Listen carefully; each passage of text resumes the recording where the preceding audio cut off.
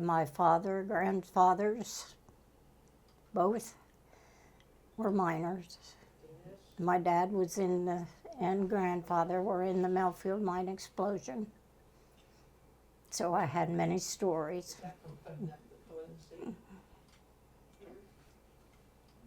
Hi, I'm Jim Mingus. I was born and raised in Millfield. My maternal grandfather and two uncles were actually killed during the mine explosion, and they were part of the Willis family. So yeah, I've grown up with stories and remembrances. I've had an interest in it because of that. I know my grandparents lived, and my father and all his siblings lived in East Millfield, which was called the camp.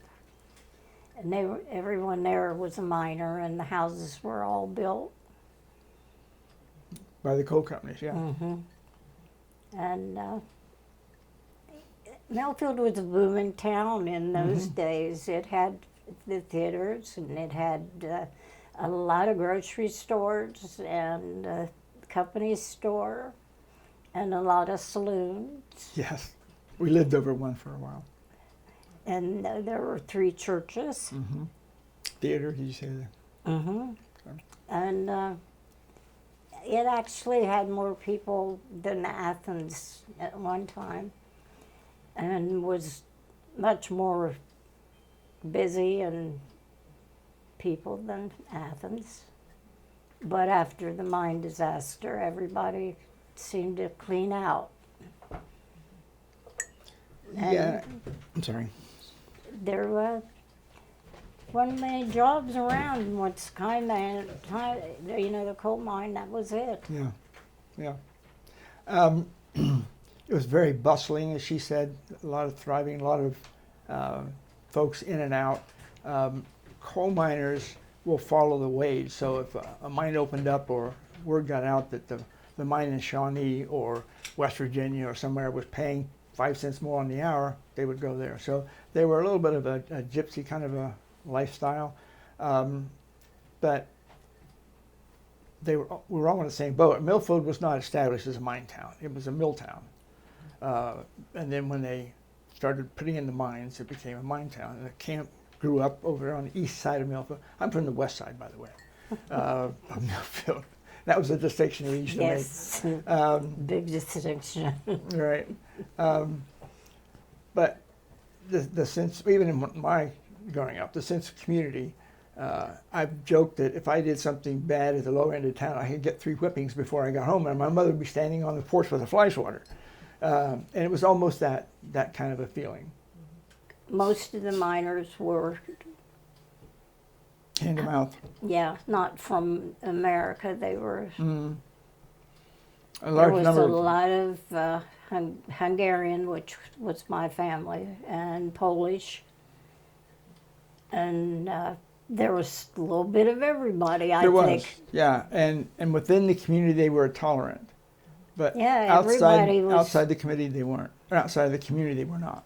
I know my grandmother. My uncle, my mother's youngest brother, was an out-and-out bigot, and it would just make my hair curl when he would start something like that, and I'd either have to get up and leave. I tried once to argue with him, and that didn't work out very well, and that was typical of those guys. So the bigotry was certainly there, but I don't think that at Millfield number 60 had to deal with it much. They all worked together. Yeah. But I know my grandmother spoke 6 different languages, so she was able to communicate with everybody. All of my good friends in high school were Hungarian. Yes. Greg Bainey, the Cosmas, the Katyans, the Keishas. Yeah. All those And people. they all worked in the mines. And I didn't know that they were anything other than American until I was 10 or 12. Not that it made a difference. Well, I don't know how, because I was called hunky all the time. Really? Yes. I had never heard that. You know, really? No. I'd hit him. Jim was 3 years behind me, so. But at that time, yeah, hunky was still a. Yeah, I've heard the term, but I didn't know it applied to you. Well, that's Yeah. half funky. There's a legend that over near the mine site, over toward the tree line or up toward the Resi, there are there's several Hungarians buried. They came here expecting to bring their families over, so they were more or less bachelors, and they would get into card games and get into fights, and someone would end up getting killed, and they just took them out and buried them in the slag, evidently. It was a pretty brutal existence. I mean, it was a brutal time. Was there a divide as far as the mining communities, and then was there the perception that Ohio University and, you know, all these other young men that were getting college degrees, like, were there kind of was it a divided society at all, or? That was a different universe. Mm-hmm. It was not to be approached, or they certainly would have enjoyed any young people coming in for whatever reason. Mm-hmm.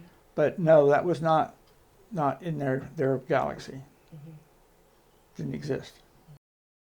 My father and grandfather were both working in the same area.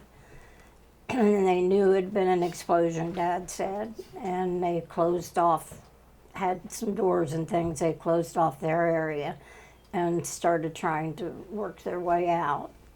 And they came out later, thank God, there were 19 of them that got out at that time. But he lost so many friends, and everywhere he knew, like he said, everywhere there was black grease, and a lot of his friends, because he was 16 and had just started working there, and his brother also worked there, but he was off that day.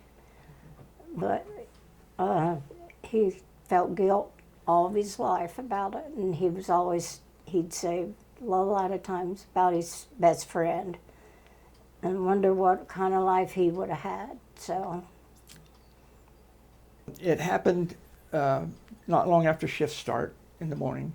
There was a rumble, and a lot of the wives knew immediately what had happened, or something bad had happened at the mine. And then there was a big column of black smoke or dust that flew up in the air.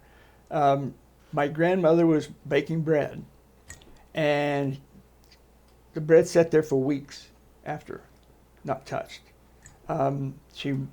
She and a lot of other ones made their way to the mine, got rides if they could, and held a vigil, watching as the bodies were brought out. Word spread like wildfire, evidently. My wife's grandfather had a grocery store in Jacksonville. He loaded up a pickup with just everything, bread, meat, whatever he could throw in there, and came here and just handed it out. That happened with other people. Miners from other mines showed up. It was just immediate how people in the area closed in and arrived. Press from all over the world showed up. I refer to these young men from OU. I don't know whether they were journalists or filmographers. I'm not sure what they were, but they made a film of it. The National Guard came in to keep order. It was just the epicenter for Ohio, certainly, if not the country, for a while. The mothers, the wives and mothers that came to my grandmother's house, my mom was 6, and she can remember just a trail of people bringing food and stuff into the house. My grandmother immediately took to her bed, and she didn't get out of it for 6 months. I don't know how you deal with losing a husband and two sons, but that's how she dealt with it. well, I don't think my dad was ever angry. He was angry about losing them, but They just accept as part of coal mining. yeah, There's no. No, They well, were thankful. All of them I knew Yeah. were always just thankful This was that the it was a Depression. good job. so Yeah. you had a paying job, you didn't question it. Yeah. You just took your paycheck and took care of your And family. they paid well at the time. I know there was a big strike, and I'm not, because Dad talked about that too. Well, yeah, there's pictures of the National Guard at Yeah. the bridge across Sunday Creek between West Millfield and East Millfield because the strikes got pretty violent. The mine in Chansey, there was a firefight between the miners and the owners. Their security team, the Pinkertons, I think, It was tombstones in that cemetery that were still pitted with rifle fire. So it did become very, very serious, very deadly. Yeah. There's the plaque in the middle of town with the stone stele listing the names of the 82 guys that were killed. And we remember it because it wasn't a topic of conversation much. My mother wouldn't talk about it for a long, long time. And then as she grew older and I grew older, then she would talk about it. My name is Robert Coons. I am from Millfield here, and I've worked 29 years underground in the coal mine. Well, I'm an example. I have black lung, and I had lung surgery, but there was some cancer, but it got removed. I'm free of that. But so I can't complain. I'm 87, so I had 3 strokes, but that probably had nothing to do with the coal mining, I don't think. But health-wise, you breathe that dust, and I don't care if you work in the coal mine, you're going to have dust in your lungs. They have masks that you can wear, but it's about like a Band-Aid. You sweat in them when you work in the mines, and it just doesn't hold up. You know, you still breathe the dust.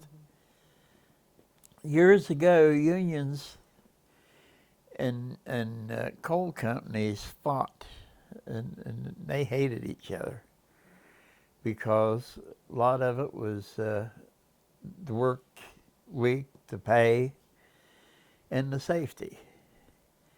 But I think they kind of compromised years later. When I was in, we had Richard Trumka and then Cecil Roberts were presidents, and they improved relations with management, and the company more or less compromised and kind of agreed on certain terms for better pay, better safety. It all improved. But years before, when John L. Lewis was president, things were really rough with the companies and the union. They just didn't get along, and they had lots of problems. There were lots of strikes. There was, we had some strikes when I worked in the mines. In the 70s, we had some pretty rough strikes. Yes. I noticed a lot of businesses hurt because the mining industry put a lot of money in the areas here. They spent a lot of money, and when they closed down, a lot of the businesses really hurt. Well, there's pros and cons on this kind of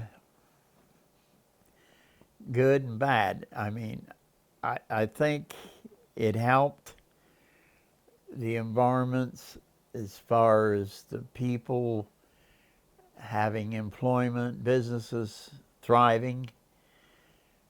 But then the negative part of it could be the burning of coal in the air, the pollution. That would be the negative part. But the positive part was really good for the communities. People had money, businesses was thriving, everybody was more happy. And whether that's good or bad, that's the way it was.